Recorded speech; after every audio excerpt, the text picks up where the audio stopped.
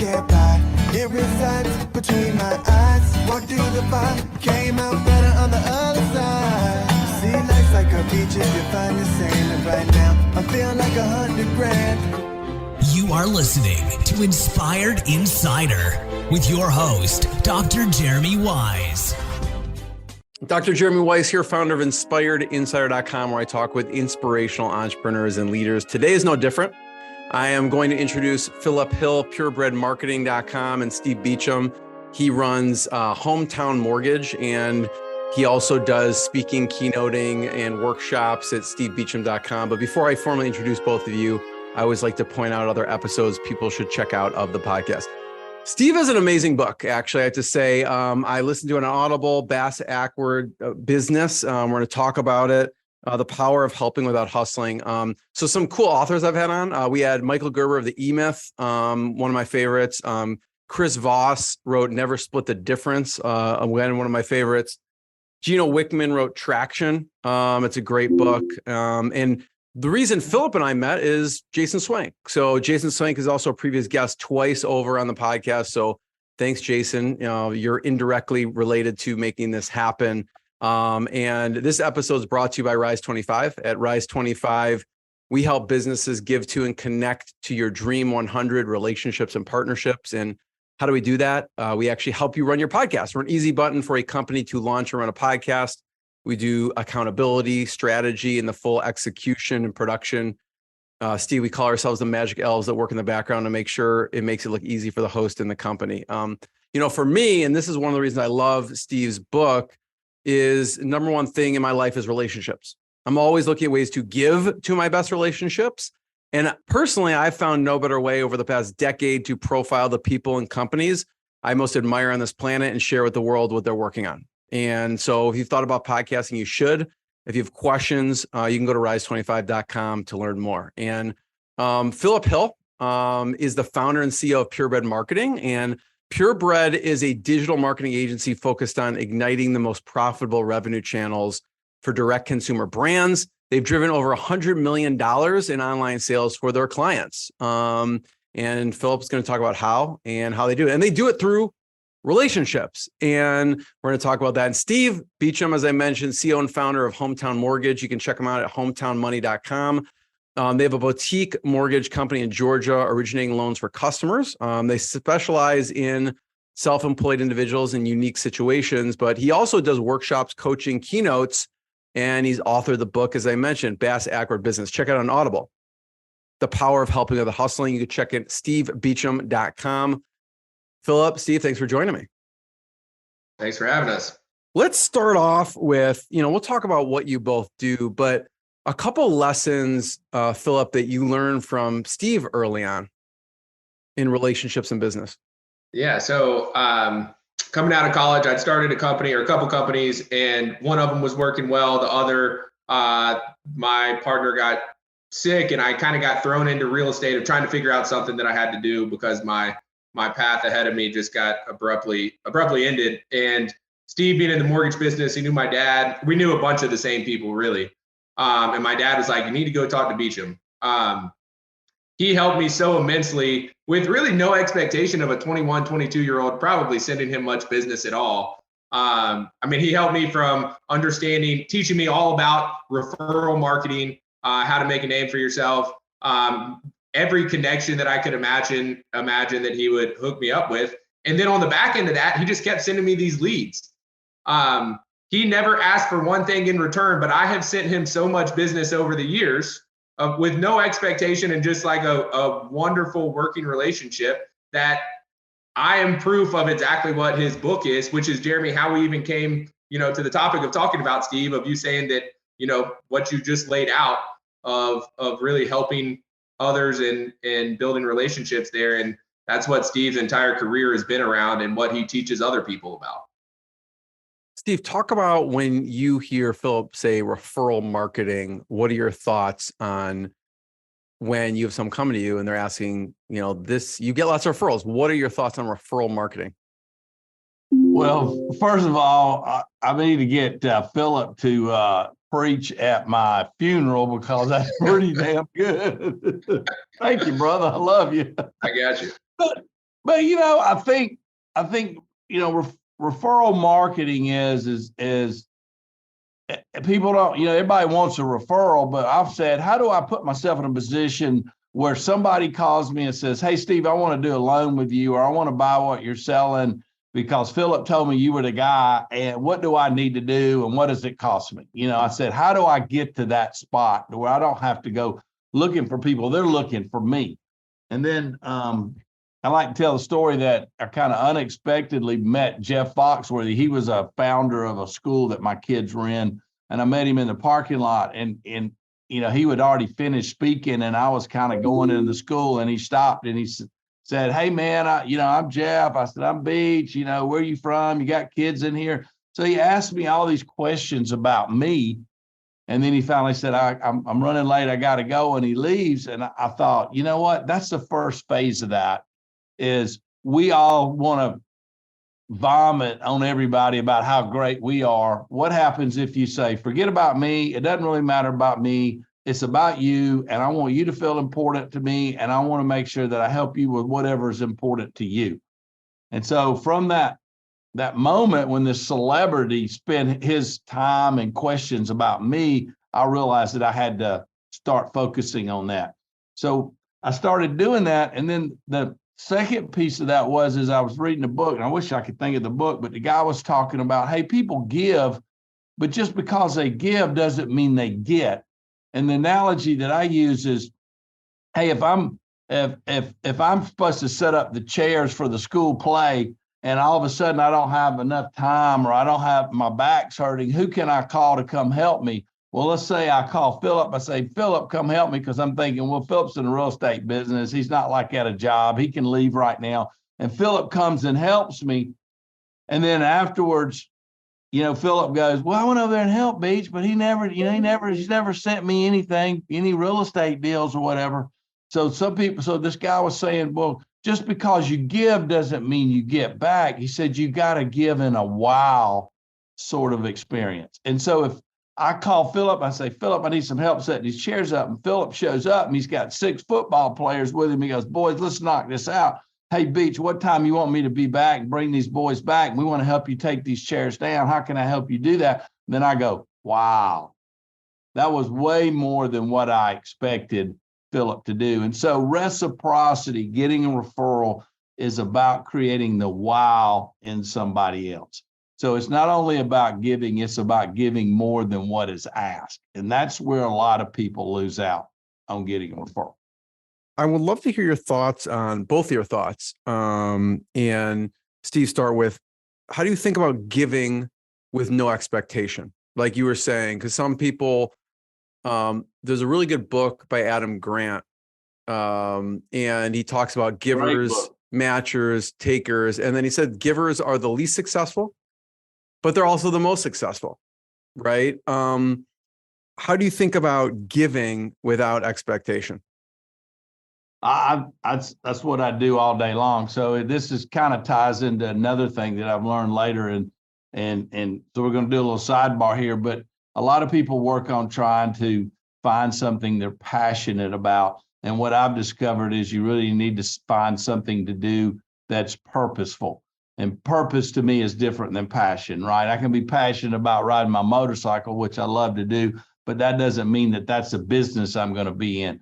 So if I find what's purposeful in my life, what's my calling, what am I here to do, then I can take that purpose and put that into my work. So my purpose is to help people get from where they are to where they want to go. That's kind of how I define it. It took me a while to get there, but that's the way I see the world. So when somebody walks in to get a mortgage, I think they're living here and they want to go there. So I need to help them get from here to there. Or Philip comes in and says, hey, I'm here with my business and I really need to get here with my business. I see that the same way. And so that's my job in my village, to help people get from where they are to where they want to go. And so that's what I try to express with everybody I'm doing. And I see it more from a calling standpoint than from a business standpoint. And then you got to have a business. I call it your widget, whatever your business is. It has to be a business that allows you to express that purpose. So some businesses won't allow you to express your purpose. And if that's the case, you probably don't like your job. So if you find some way to express your purpose in your business, then you just go about doing that every day. And then you go home at night and you sleep like a baby, and you did what you were supposed to do that day. And then if you give to enough people, then some of those people are going to give back. They're going to reciprocate. You know, I do want to mention too, if you don't know who Jeff Foxworthy is, check him out. He's hilarious. He was a member of the Blue Collar comedy tour, and he's got a bunch of funny things that he released. You might be a redneck if, and he's got some Netflix specials, but he's a hilarious comedian. Philip, what about you? When you think of giving without expectation? Yeah, so I would say the number one value that my parents instilled in my brother and I is exactly this. My parents were both ministers, both in ministry for the less fortunate. My dad's basically dedicated his entire life to the less fortunate and teaching us, that's what we did all growing up, from in our communities to all over the world. And so that's just like ingrained in me. I will tell you something I've had some trouble with is my business has grown substantially and have a larger team and just a lot more responsibilities. And my time is so constrained that it's been somewhat of a battle for me. I want to help everybody. And I have always helped everybody. And so much of like executive coaching and training and things like that is how you protect your time, which has been a fairly big struggle of overcommitting to things that I don't really have time for, of just helping people. That being said, I think you have to pick and choose who you help, how you help, and that there are ways for the life that you're in currently, that you have to find purpose and meaning in ways to help people. But it's just not realistic to just be a giver all the time without something on the back end. So I think that it's something that we all have to do. We have to give to others with no expectation of return. But there's a point that you have to be cognizant of yourself and your family and your priorities, which I think I'm trying to navigate every day. But on the, our business was created on, we had other businesses that had grown really big social media followings and big kind of online presence. And so people were just reaching out to me saying, how are you doing this? How are you growing your business? And so I started helping them. And all of their businesses started growing. And then their friends and family were going to them saying, what in the world are you doing? I see that you're blowing up online. How are you doing this? They're like, you need to go talk to this guy. And once it got to that point, I was like, I'm probably working 20 hours a week just helping people for free. Like, I can't do this for your friends and family. So at that point, like, ended up building out the agency model. And that's literally how our business evolved and got started. I'm just completely an accidental agency. You mentioned your parents were in ministry. When you were growing up, what did you want to do? I went to college. I bounced around a few different majors, and I went and sat down with the dean. And I was like, I don't think that I'm cut out for any of this. I've always just kind of had an entrepreneurial spirit. Can I create my own major that is entrepreneurship? And so he sat down. It took a few meetings of like kind of convincing, and we sat down and made a curriculum together. And one of those curriculums was actually creating a real business. And that business just happened to take off, and I dropped out of school with 18 hours left due to that. So I think my path was cut out for exactly where I've been.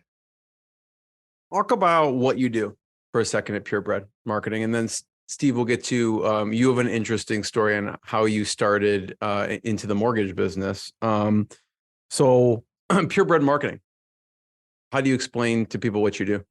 Yeah, so from a high level, we focus on the most profitable revenue channels for direct-to-consumer brands. Those are SEO, email and SMS, and then we build affiliate programs for brands. We will get into building affiliate programs because you're building an army of people to promote other people's products, which is, I think, one of the best ways. It's endorsement, right? Direct endorsement. But we'll get to that in a second. Steve, talk about how did you get into the mortgage business, and what did you want? What did you want to do when you were growing up? I've always wanted to be a race car driver, and I still struggle with that. That's always been at first it was a motocross racer, and then as I got driving, I wanted to be a race car driver. So I'm a big race car junkie. But anyway, Yeah, I'd been in a couple of different entrepreneurial businesses like Philip. I didn't finish school, and so I was in this one business just got married, buy my first house, went to see the guy. The friend of mine said, go see my brother. And I went down, he said, man, you need to come to work for us. I'm like, I don't want to wear a coat and tie. It's just not my kind of business, you know? And then the next evening I was at a party and a friend of mine walked up and said, dude, I just got fired from a job. I need a job. And I said, hey, call this mortgage guy. He's hiring, you know, he tried to hire me. And about a month later, my friend called me, he goes, man, I made like $10,000 this month. Hell, I wouldn't make him at about $3,000 a month. I'm like, really? The next month, man, I made like $20,000 last month. And so for the first time in my life, I said, shoot, man, I got a wife. I'm going to take a job based on money. And I got into the business, and then they were in the middle of a refinance at that time back in the early 90s. And as soon as I got in, the rates went up, it all dried up. And I went 6 months and didn't do a deal. And then my brother bought a house, so I got my first loan, but I stayed with it. I kind of, for some reason, liked the way the business worked. It just fit my personality and my style. And so that's kind of how I did it. I mean, you've been doing this at this point for, I think, over 28 years. Yeah. Long time. And now my son's in the business with me, and he took him a while to decide that that's what he wanted to do. And then he kind of realized that, you know, that what we do fits his personality too. He's a lot like me. And so we've both been very successful at it. It's about, for us, it's a social business. You know, we're very social people. You know, I collect people for a living. That's kind of my thing. And so that's how I do it. I want to get back to this on bringing your son on board, right? And the challenges, the advantages, the disadvantages. You know, someone listening may be like, you know, I'm thinking of my kids taking over my business or joining the business. I'd love to hear your advice and lessons on that. But Philip, let's talk about building an affiliate program for a second. You know, we're talking about relationships here, right? And that's what it is, really what building an affiliate program is. So what are the steps that you take a company through to build their affiliate program? Yeah. So, you know, generally speaking, when they first come in, we have a strategy session. We're understanding their target market. Then we figure out where their target market is. What are the websites, the publications that they frequent? And then there's a lot of strategy that comes down, like, how do we drive higher average order values? How do we increase conversions? What are the right offers that we can create? Things like that to basically make the brand more money, right? But past that, it is leveraging relationships. So we are building new relationships and then continuing to engage those relationships in order for those affiliates to promote our brands. So basically the way it works is we pitch a affiliate, one of our brands, say we have a dog bed brand. We pitch them to promote this dog bed brand. We give them a little unique URL that they use that's unique to that affiliate. And so it tracks those clicks. And then if a sale is made, it matches it back up with that affiliate, pays them a commission.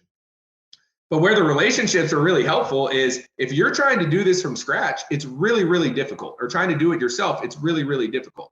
But for instance, in the pet space, we worked with one of the largest national pet retailers in the US. We've worked with dog bed company, dog food company, dog supplement company, dog superfood companies, dog car seat cover companies, like about everything you can think. A cat litter, we've gotten into some stuff outside of dogs. So when we go back and recruit a new pet brand, we already have all these relationships. They know who Purebred is. They know the name of the people on the other side of that. They know the reputation that we're going to vet these brands to make sure we're only bringing them quality brands that are going to make them money, and their earnings per click, which is the metric they look at, is going to be as high as possible. It is all leveraging relationships. And so we can recruit. We have tools and processes and systems that we can recruit for just about any consumer good product. But the difference in that first 3 months or so, really overall, but especially in the beginning to ramp up, is so much quicker for brands where we already have a bunch of relationships, because we're just reaching out saying, hey, you know us, you work with us, we have a new great brand for you. They're like, sweet, bring them on. You know, that trust is already built. They know who we are. It's a game changer in that, unlike about anything else in marketing. So if someone is a pet company, they should call you. More than that, but yes, if you're a pet company, you definitely should call us and we can help you out. What other types of companies do you help besides pet companies? So anything that's consumer products, we can build an affiliate program for you. Our SEO work, like everything we do works well for consumer goods, but our main target market, what we go after is pet space, because we just have so many relationships there. Really, we're an agency that evolved out of our own brands. Our brands were pet brands. So that's part of why we have so much expertise there. But then the health and wellness space, which is now spilled over into outdoor, and like we worked with Solo Stove, if you know Solo Stove. So it's kind of spilled over in the outdoor, and then like sporting goods. Health and wellness encompasses a ton of things. That pet space and health and wellness is great because most pet owners are more likely to be, or dog owners specifically, are more likely to be active, and so it's kind of spilled over there. Did it start just because, I mean, I'm looking at your about page here. I don't know if you still have these 3 dogs or not, but did it come just from you start working at these companies because of your love for pets? Yeah, more or less. So yeah, those were all my dogs. Gin and Juice are on the outside. They're right here behind me. Those were my first 2. And then Hef is over here laying with me right now. But yeah, I got Juice, fell in love with him, got Gin, and then realized that like everybody that has a dog, other than Beecham, maybe feels a little bit differently about his dog over there that he'll throw in the back of my truck, seeing me cross the street. But people love their pets. They'll spend aimlessly on their pets. And, I always say the kid space, the pet space, weddings and funerals are where people will just spend aimlessly. And so that's, understanding that and understanding consumer behavior around that has really propelled us. Steve, I want to talk about your son for a second. And what are some of the lessons learned by bringing your son on board? Well, it's first of all, you need a good relationship, which I've had with my son, Connor, and I think I have with all 3 of my kids. But, in his particular case, he saw me go through the ups and downs of the mortgage business. So our business never just goes like this, right? We're kind of, tied to the economy. Economy's great. People are buying houses. We're making money. If the economy's terrible and interest rates are high like they are now, we really struggle. And so he saw that as a kid. He actually saw us go through 2009 when we lost everything and had to start all over. So he wasn't sure he wanted to get into that. But he ended up going and doing another route where he was doing employee benefits. And then he wasn't real happy in that space. And a couple of people that were mentoring him told him, said, dude, what are you doing, man? You got this great family business and you're just, you got the same skills. Why don't you go take over your dad's business? Eventually, I'm sure he'll let you have it. So he came and talked to me and I said, yeah, you got to earn it, but I'll let you have it. And, or I'll let you buy it from me. And then that'll be kind of my retirement. You'll be kind of helping me. And so he got into business. And so I think the big thing was I had to let him fail in some areas. I had to let him teach me some stuff in some areas. So we both had to be open to new stuff. And we've done that. And as he's grown more confidence, right now he's doing way better numbers than I am. He's beating my booty all over the place. And he's loving every minute of it, So I think the big thing is that I got to let him do his part and he's got to let me do my part. I got to be open to what he's talking about. He's got to be open to what I'm talking about. And we've done that. And it's worked really well. Yeah, I know you said relationships are the number one thing for you as well. And I'm sure people proceed with caution in this regard because they don't want to ruin their relationship with a family member. It doesn't have to be a son or daughter. It could be a family member. And that's a concern. What were the things that you made sure to put in place, or I don't know what ground rules you lay to make sure it doesn't ruin the relationship, right? Because it's easy to bring work back home with us. Yeah, but we in our world, we live our work 24/7. So, we just work whenever the deal comes and we work on while we're on vacation and all. And so he's used to that. So that was easy for him because that was not unnatural in him seeing me do that. I'm at the ballpark and I get a phone call from an agent, do I take the call or not? And you just kind of have to work through what's important and what's not important. So I don't think we have a problem with that. But here's the big thing that I think about in relationships, and it kind of goes a little bit back to this Jeff Foxworthy thing. And I call it sort of my sex story.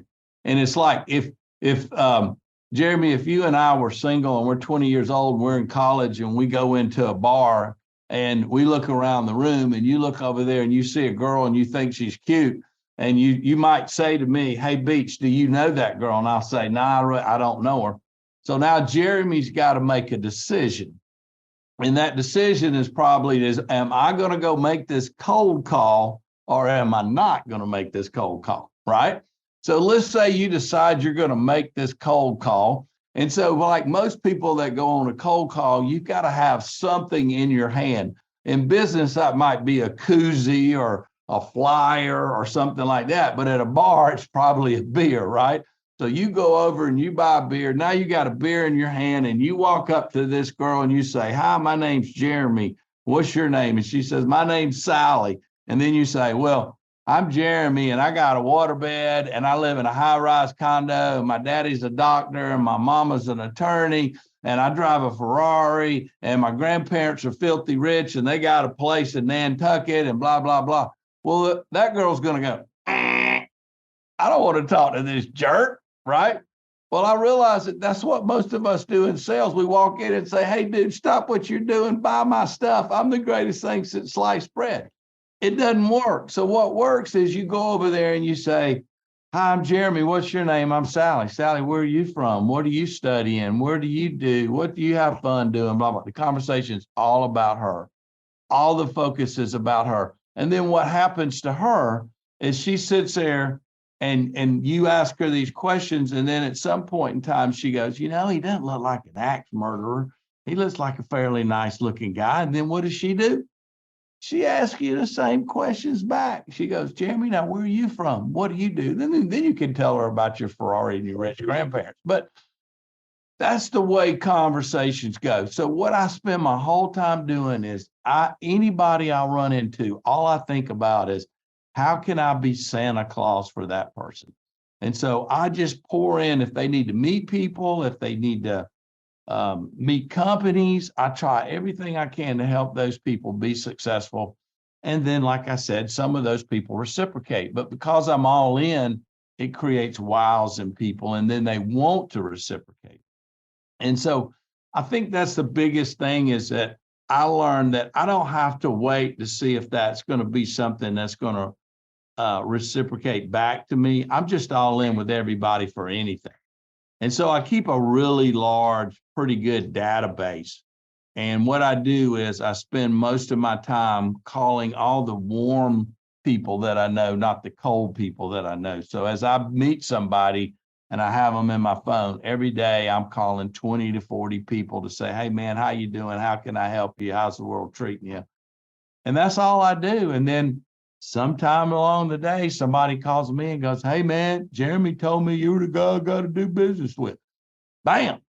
And nobody's asking me about my price. Nobody's asking me about my interest rate. Somebody pre-sold them to call me. And that, to me, is the world I operate in. That's what I'm trying to do. I love it. What made you, I'm going to pull up this for a second, Steve. What made you decide to write the book, the first book? So if you're looking at the video, by the way, you can see we're at stevebeecham.com. We're at the books page. He's got 3 books here. The Bass-Ackward Business book, what I talked about. He also has What's Your Buzz and also the tapes we play in our head. But what made you decide to write the first one? So I had a mortgage brokerage firm. I probably had about 10 employees, and there was a law rule change in the industry. And what happened was a lot of the mortgage loan officers that were at banks were starting to feel like that wasn't going to be viable for them, that they weren't going to be able to stay there and make the money that they had been making. So all of a sudden one day, this guy calls me, he goes, there's like 8 of us want to leave the bank. Can we come to work for you? I said, sure. And then I'm scrambling. And then about a week later, a guy calls me, hey, there's 6 of us that want to leave the bank. So next thing I knew, I went from 10 to about 35 employees in about 2 weeks. And I'm going, oh my gosh, now what am I going to do? I got to have sales meetings. I got to do, corporate kind of junk. Whereas before I was just really entrepreneurial. So I started writing down the concepts that I was using to build a referral-based business, because a lot of these folks were coming from businesses where the customer kind of came to them. That's why they were at a bank. And I needed to teach them that. And so as I was writing that down, I was basically what we'd call now creating sort of a white page and sort of an outline of how I was going to conduct these sales meetings. And at the time, I was president of the Mortgage Broker Association. We were having a convention like in Jamaica or somewhere. And I'm on the plane with these two other guys that own brokerages like me. And I said, hey, y'all look at this stuff. Tell me what you think. And they're all going, man, we never thought about this stuff. It's really cool. You ought to write a book. Well, then about 2009 happens and the world crashes, and I had a lot of extra time. So I started writing that book, and that book saved me because once I wrote that book, I started contacting people about doing some speaking and stuff, and that launched me into my speaking career. And those speaking fees were what saved me in 2009, 10, and 11. When we lost 90% of the people that were doing what I was doing, got out of the business and closed up. So I was able to keep my mortgage company open and generate income from speaking to save me and my family. Steve, I'm looking at right now the tapes we play in our head, right? Yeah. At that point, I mean, you say it in passing, but like if we go back to that time, that's a painful thing to go through. What are you thinking in your head at that time? How do you get through that time out the other end? Because people obviously see, oh, this is a successful mortgage company, has probably always been successful. They don't see the hard times. What were you thinking at that time? So I'd spent a lot of time when I wrote that first book trying to interview highly successful people. And one of the people that I ended up interviewing was a guy I went to high school with, who was a small guy, but he was the best athlete anywhere in this part of the country. Because he was small, he ended up in baseball, but he was the best basketball, football, and baseball player. He ended up playing in the American League for like 20-something years, went to 2 World Series. His name was Tony Phillips, played second base for the Oakland A's and Detroit Tigers. And I went to high school with him. Well, he had retired about that time, and I ran into him, and I got in this conversation with him, and he said he lived out in Phoenix. And I said, I'm going to be out there in a month or two. He was in town, like visiting his mom and dad. I said, I'm going to be out there for a speech. I said, I'd love to go have a beer with you. So I called him and I said, hey, I'm flying in tomorrow. He said, I'm going to pick you up at the airport. And I said, no, man, I got a rental car. He said, no, I'm picking you up at the airport. So he picked me up at the airport and we're driving in the car. And I said, Tony, I said, you know what, dude? I said, I really don't know. What's your situation? Are you married? You single? He said, Beach, my wife and I are separated right now. He said, but we're going to get back together. I said, really? He said, yeah, Beach, my shit always works out. And I went, oh, yeah? He said, yeah. And then we got to his house. I said, what are you doing now that you're not playing baseball? And he picks up this baseball in his garage, and it's got numbers 1, 2, and 3 on this ball. He said, I've been going down to the batting cages, and I've been watching these dads trying to teach these kids how to catch. So I took a ball, and I made a magic marker on it with 1, 2, and 3, and I'd say, catch it on 1. And he said it got to where they would watch the ball go into their glove. So he said, I'm making these balls, and I'm going to start selling these balls, and I'm going to make a bunch of money off of it, Beach, because my shit always works out. And I realized, and so that weekend I was with him, I heard him say that hundreds of times, my shit always works out. And I realized that that's how this kid that didn't have the best situation and wasn't the biggest kid in the world ended up in Major League Baseball, because he believed in his mind that his shit always worked out. And so when my stuff went down the tubes and I was losing everything, I kept saying to myself, my shit's going to work out. My shit's going to work out. My shit's going to work out. And that's what got me through 2009 and the crash. Is this him right here? There. That's him. This is him. Yeah, I've heard of him before for sure. I follow baseball pretty closely. This is great.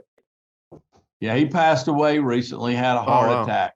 Yeah, so it's terrible. I miss him. But just that one weekend gave me that tape to play. And then as I started interviewing highly successful people, I started realizing that there were there's a lot of successful people have this really sort of short, quick tape that they consistently play over and over that's a proactive, positive tape, and that people that aren't successful are paying a short negative tape. Like my mama said, I ain't going to work out to be anything. You know, my daddy said, I'll never be rich. And they're playing that tape, and so they're not getting anywhere. And then you got somebody on the total opposite end of the spectrum playing this tape that my stuff always works out, or I'm the luckiest guy in the world, that or everybody wants to do business with me, or whatever it is. And so that's what that inspired me to write that book. That's awesome. Steve, thanks for sharing that. Philip, on that, what are some of the things for you that you play in your head? Because you've always been entrepreneurial, you always started businesses. What are some of the things that you play in your head to keep you going? You know, I really don't focus a ton on mindset. Not that I don't think it's important, but I think I just naturally kind of had a growth mindset. Like, I'm never satisfied. I want more. I'm pretty confident in what I do, but always eager to learn and grow. Having a number of employees over the years now that I see the complete opposite of that, it just instills in me, one, a little more confidence in the mindset that I have, but two, the realization that mindset is really important, because a lot of these people are really smart, really capable, and then they just won't think for themselves, or they're not resourceful, they won't figure things out. And there's like the coaching that, you know, week over week is, you are enough, you're good enough, you're just as capable as these people you're trying to put this on. Like, you have to break this mindset of yours. And so I think that's probably one of the biggest things that holds people back. A lot of these people that you meet that are ultra successful, they're not any smarter or any more capable than people that they're making literally 1,000 times more than. And it's just this broken mindset of being just a fixed mindset. What it would be called, of just being stuck where you are. And if you have that mindset and you're stuck in your ways, you're probably going to be there for a long time to come. I'd love to hear both of your favorite books or resources. It could be an audiobook, it could be a podcast, it could be a book. What are some of your favorite resources that you've learned from throughout the years that you'd recommend?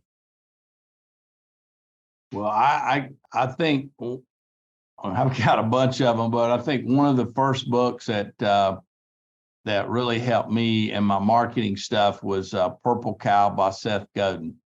And then, you know, then after that, Blue Ocean Strategy, which both of those are about how do you create stuff and products that kind of put you in the different from anybody else. And then I read a book, and I don't know where I read this book, and I can't find this book. And if y'all find it, y'all please tell me, because I talk about it all the time. But this guy was writing about I guess HR employee stuff, and he said, you know, if you ever notice, you never see a professional coach or player complain about getting fired or demoted.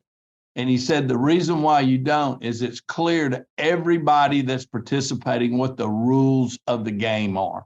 You know, if you run out of bounds, the play stops. You know that if you're the offensive coordinator and you're not scoring enough points, you're not going to be the offensive coordinator long. If you're the coach and the owner says, I want to get to the playoff by year 2, and you don't, and he tells you you're gone, you knew that was the deal going in. And he said, we don't do that with our people. We don't spend time sitting down with somebody and being very, very clear about, this is how you fail. This is how you succeed.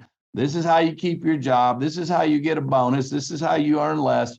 If we did that, we would have a lot less problem, and people would quit before you had to fire them. And that, I wish I could find that book, but man, that's been a game changer for me. And then another one I just read was something about enough. And God, what was it? Oh, another one is Who, Not How. Have y'all read that one? Who, Not How? Yeah. That was really good for me, because I look at something, I go, man, I want to do that, but I don't know how I'm going to do that. I don't know how I'll come up with the money. I don't know how I'm going to take the time to do that. And that book was about, don't figure out how, just figure out who you know can help you figure it out, or who can bring the money to the table, or who has the expertise. And that's been the big thing that I've been working on lately, is helping me expand in some areas that I want to go. And I've been trying to find the who's and not the hows. Yeah, I think that one's with Benjamin Hardy and Dan Sullivan. Who Not How. Yeah. Yeah, love it. Phil, I thought you were going to say, Steve, Dale Carnegie, How to Win Friends and Influence People.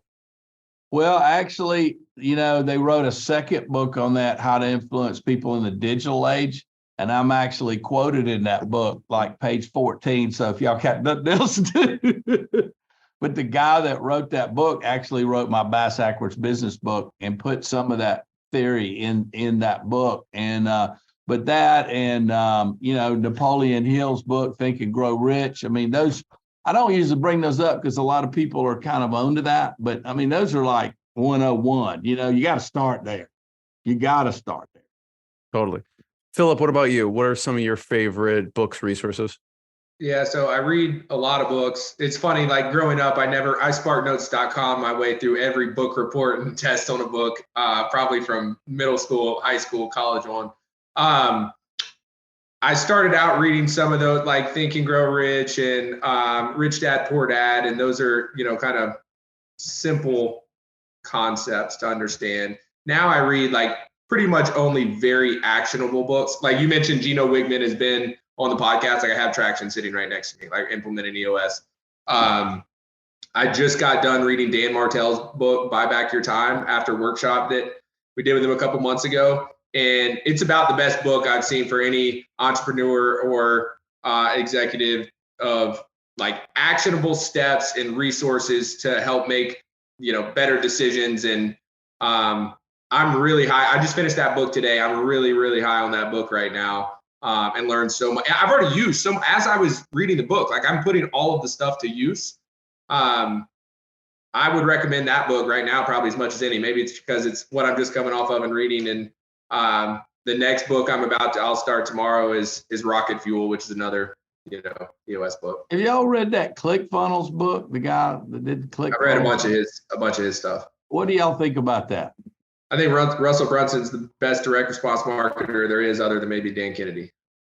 A lot of his books are very actionable. Some of them are like ClickFunnels is a huge company, right? And so I've ended up paying for like workshops for them that there was one that you had 30 days to do just to make sure you actually did it. And the workbook that they send you in the mail, I didn't get till after my 30 days. So like they got my money and I didn't even have a chance to do it. And then it was just a debacle trying to get it back. But I think that Russell Brunson, I think he's probably a very good human being. And I don't think there is anybody better to learn direct response marketing from than him.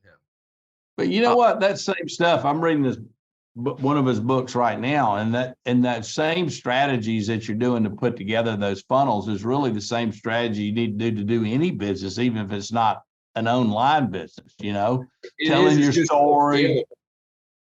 Huh?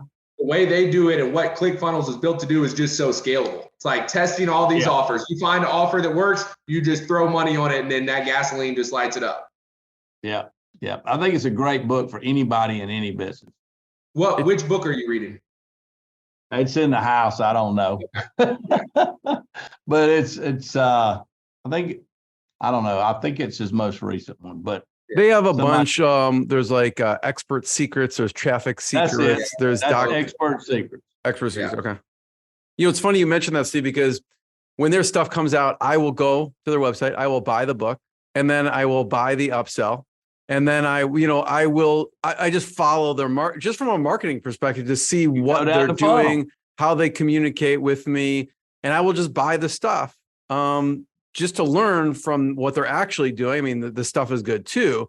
And I'm going to share it with in a second. May rest in peace, Dave Woodward, who was with ClickFunnels. He's not alive anymore, unfortunately, but he talked about and broke down their funnel on the podcast on how they're like webinar funnel, their book webinar funnel, and how they started, they funded ClickFunnels through webinars and how they sell on the back of webinars. So he walked through the process on it. It was really cool. And you mentioned, Philip, Rocket Fuel was an interview I did with Mark Winters, who co-wrote Rocket Fuel with Gino Wickman. And I think they have a free quiz on their website somewhere. where you can see like if you're a visionary or integrator or what degrees, but that's also I don't phenomenal. need to take any of those tests. You know what it is. Oh, yeah. Visionary all the way. All the way. We do these psychological assessments for hiring now, and it would tell you very clearly when I've taken mine. If I had to apply for a job and somebody gave me these assessments, I wouldn't get a job anywhere. Nobody would hire me. But I just want to thank both of you. Thank you for sharing your stories, your wisdom. Everyone can check out purebredmarketing.com to learn more. You can check out stevebeecham.com to learn more, and check out his books and everything else. And I just wanted the first one. Thank you both for joining me. Thanks, everyone. Thanks for having us. Got it. What I got, you can't buy. It resides between my eyes. Walked through the fire, came out better on the other side. See, life's like a beach if you find the sand. And right now, I'm feeling like $100 grand.